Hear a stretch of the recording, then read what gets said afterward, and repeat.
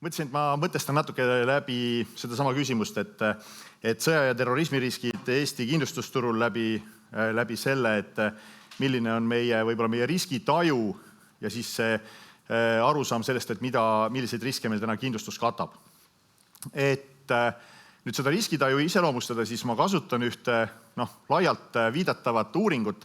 Maailma suurim kindlustusselts Allianz viib läbi juba 15 aastat läbi viinud globaalset uuringut selle kohta, kuidasmoodi erinevad ettevõtjad üle maailma, seal see viitab rohkem kui 3000 vastajale ja rohkem kui 100 maast, kuidas nad riske hindavad, mis neid tänasel päeval nende ärisid kõige rohkem mõjutavad.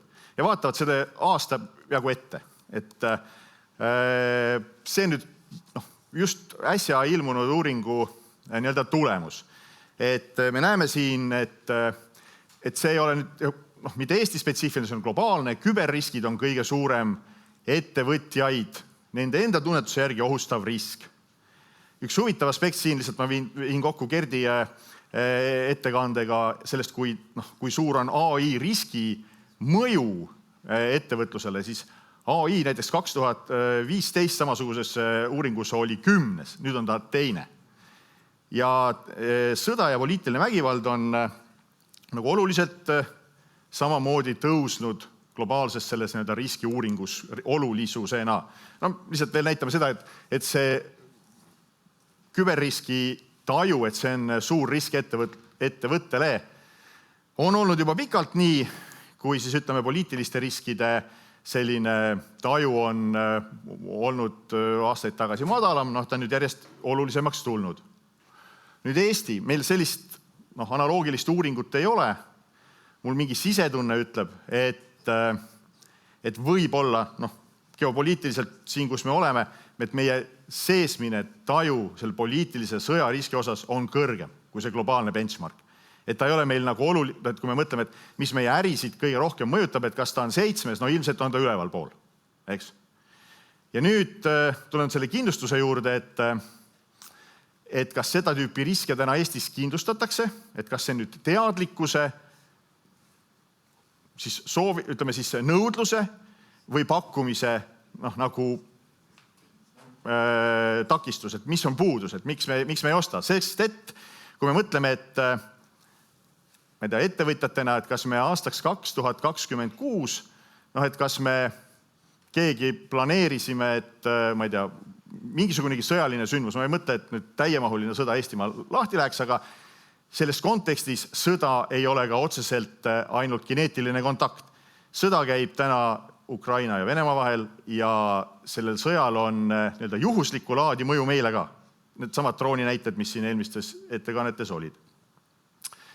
Et kas sellist tüüpi mõju me oleme mõelnud, et meil on 26 aastal, et see võiks kuidagi moodi mõnda Eesti ettevõtet mõjutada. Ma pakun, et võib-olla ma aktiivselt ei ole sellele mõelnud.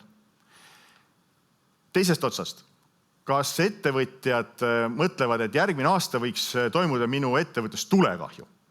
Sündmus, mis ilmselt statistiliselt toimub 1 kord 500 aasta jooksul. Et kas mul juhtub? Ka aktiivselt ilmselt ei mõtle. Nüüd tulekahju vastu enamik ettevõtteid ennast kindlustab. Seal on 2 mõjurit. Üks on teadlikkus ja teine on võib-olla laenuandjate surve. Aga seda me teeme. Ja nüüd ma kasutasin sedasama AI-d, et mitte läbi viia uuringut või hakata tegema suuremat statistikat. Ütlesin, et palju tulekindlustus maksab. Tuleriski vastu. See on, mida me igapäevaselt kasutame. Ja see on siis kusagil, ütleme, selline sõltuvalt ettevõtte muidugi tegevusalast, selle, ma ei tea, objekti iseloomust ja suurusest, aga see on võib-olla seal kusagil 1000, 2000, 3000 nende varade taastamisväärtusest. See on väike, eks? Aga kui me räägime sellest sõjariskist, mille mingisugunegi seesmine tajutud oht võib meil olla isegi täna kõrgem kui see, et meil järgmine aasta tekib tulekahju, siis ütleme, et riik panustab kaitsesse 5%, loomulikult ettevõtjad kõik panustavad läbi maksukulu sellesse samamoodi, aga meie endi ettevõtete kas või riskide maandamiseks ostetav kindlustus, et kui see oleks võib-olla seal, ja me ei räägi protsentidest, me räägime siis promillidest käibest, et kas seda on palju või vähe. Et see on võib-olla natuke selline retooriline küsimus, aga otsene küsimus, et tegelikult seda ju võiks vaadata riski maandamise faktorina.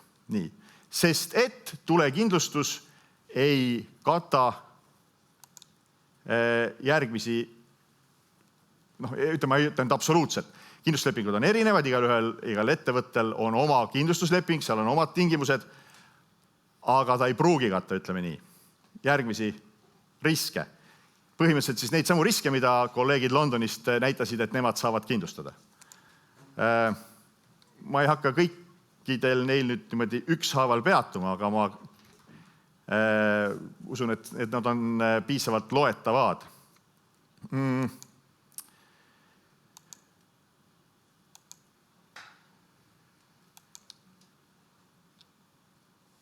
Ja nagu ma ütlesin, et see sõda ei pea olema vahetult sõda Eestimaa pinnal, aga see võib olla, näiteks seesama, nüüd võib-olla me küll natuke eksploateerime üle seda sama ühte näidet, aga kuna ta siiski on eluline ja nagu ka eelkõnelejad just ütlesid, et seda tüüpi sündmuste sagedus on oluliselt tõusnud, siis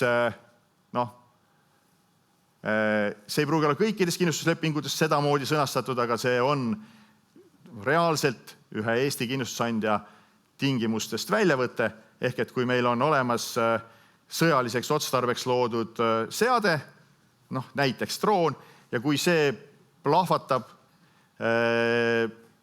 kusagil, kellegi kindlustatud vara, ma ei tea, juurest peal või sees, ja kui toimub selle järel kahju, siis see kahju suure tõenäosusega selle sõnastuse järgi kindlustusjuhtumiks ei kvalifitseeru. Et nii see on. Aga nagu eelkõnelejad rääkisid, sellised kindlustuskaitsed on olemas. Ma panin kirja selleks esinemiseks valmistudes mõned praktilised soovitused. Mul on väga hea meel, et enamik neist on juba eelkõnelejatelt läbi käinud, mis tähendab meil, et meil võib natuke aega kokku hoida. Aga ütleme, et eks kriisideks valmistumine hakkab ikkagi pihta läbi planeerimise. Selle sama, mida kindral Palm ütles, et plaani võid ära visata, aga planeerima pead. Et oluline on see, et meil on olemas riskianalüüs ja arusaam, mis võib juhtuda. Ma jätan küberteadlikkuse kõrvale, siin oli pikalt sellest juttu. Esimese punktiga otseselt seotud on sama ärijätkuvuse plaan. Mis saab, kui mingit sorti stsenaarium realiseerub? Kui seda alajaama, mis minu äri elektriga toidab, kui seda enam ei ole. Et tegelikult see on nagu väga loogiline, et need on väga lihtsad ja võib-olla võiks isegi öelda, et iseenesest mõistetavad asjad. Siin oli juttu ka kommunikatsiooniplaanist ja eelkõnelejatelt käis läbi ka tegelikult lepingute ülevaatamise vajadus. Just nimelt lähtuvalt sellest, et kui meil on olemas meil täna mitte tüüpiline riskistsenaarium, mis realiseerub. Ma ei tea, et kui tegemist ei ole selle kõige halvema stsenaariumi põhise sõjaga, mis ilmselt rakenduks, ma ei tea, kuhu rakenduks force majeure klauslid. Aga kui on olemas terrorismi või ütleme mingisugunegi sabotaažiakt, isegi mitte otseselt minu ettevõttes, aga seda ettevõtet mõjutava tarnija juures, et kas ja kuidas moodi siis see minu lepingulisi kohustusi minu ostjate juures näiteks mõjutab ja kas neid on võimalik lepinguga reguleerida. Ja kogu selle asja võib-olla see viimane ots on siis see kindlustus. Ehk et praktiline soovitus on see, kui te arvate, tehes läbi oma riskianalüüsi ja käies läbi neid stsenaariumeid, et teie ettevõte võib olla nendele stsenaariumitele avatud või nendele riskidele avatud, siis lugege oma kindlustustingimusi ja pöörduge oma kindlustuspartnerite poole küsimusega. Mul on selline stsenaarium. kas see stsenaarium, kui see tõesti juhtub, kas sellest tekkinud kahju on kindlustatud ja kas mulle hüvitatakse või mitte. See on väga mõistlik praktiline samm. Ehk et paluge oma kindlustusseltsidelt kirjalikku kinnitust, kui te ise, ei ole mõtet ise interpreteerida tingimusi, mis on hästi laiad ja millel on suur tõlgenduse ulatus või suur tõlgendusmaa. Et kui on stsenaariumid, soovitan küsige, kas kindlustus maksaks või ei maksaks. See on võib-olla see, mis ma tahan, et siit teile kaasa jääks. Oma lühikese ettekande ma lõpetaksin Carsoni tsitaadiga, et siin on, jah. Ma loodan, et seda nõu nagu praktilises vaates loomulikult oli kunagi vaja ei lähe. Jaa, aitäh! Või siis vastupidi, et see ongi ainukene asi, mille pärast muretseda, et ise ennast rahulikuna hoida. Ja aitäh sulle ettekande eest. Võib-olla siin päeva lõpetuseks tahaks lihtsalt küsida ühe mõtte sult, et mida siit täna ise siis ettekandjate poolt või küsimusena esitatuna publikust kuulsid.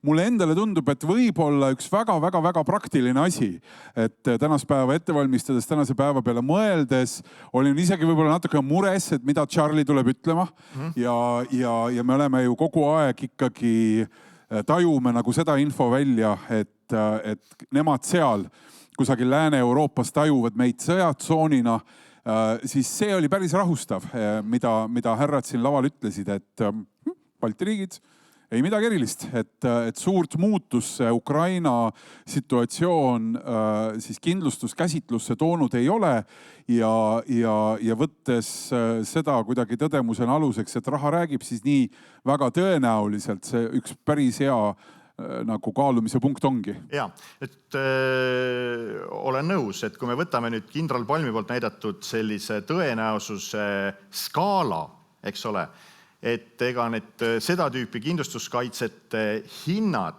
lähtuvad selle skaala, sellest, et kas see Eesti või Balti riigid on selle skaala nüüd seal vasakul pool, kus oli low probability, või on nad seal paremal pool servas, kus oli tõenäosus sündmusteks kõrge, et kui hind seda tüüpi kindlustuskaitse ostmiseks on, ma ei tea, vastuvõetav või siis mingil subjektiivsel tajuskaalal madal, et siis see näitab ka seda globaalsete kindlustusturgude arusaama siin toimuvast. Ma ütleks, et eks me peaks olema järjest rohkem mures, et kui see läheb väga kõrgeks. Aga muidu iseenesest ma arvan, et ega kindlustusturg kui selline, et eks see on ju külm, kalkuleeriv, küüniline ja lõppkokkuvõttes statistiline. Et kui see hind on madal, siis võib-olla tõenäosus on olemas, aga jah, see võib-olla natuke rahustav, nagu sa ütlesid. No nii on. Suur aitäh, Kaido, sulle. Suur aitäh veel kord Easy tiimile kõige selle tänase päeva kava kokkupanemisest. Suur tänu teile.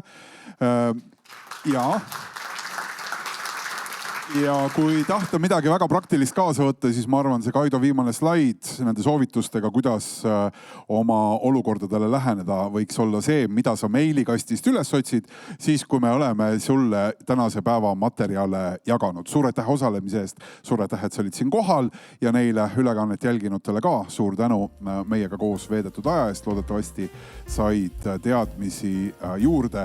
Ja vahepeal kõlas veel selline repliik ka mu kõrva, et need küsimused, mis jäid õhku ja millele Easy oskab vastata, siis ka selles suures ühises kirjas kõigile osalenutele saavad need küsimused ka menetletud. Aga nüüd ilusat tööpäeva jätku.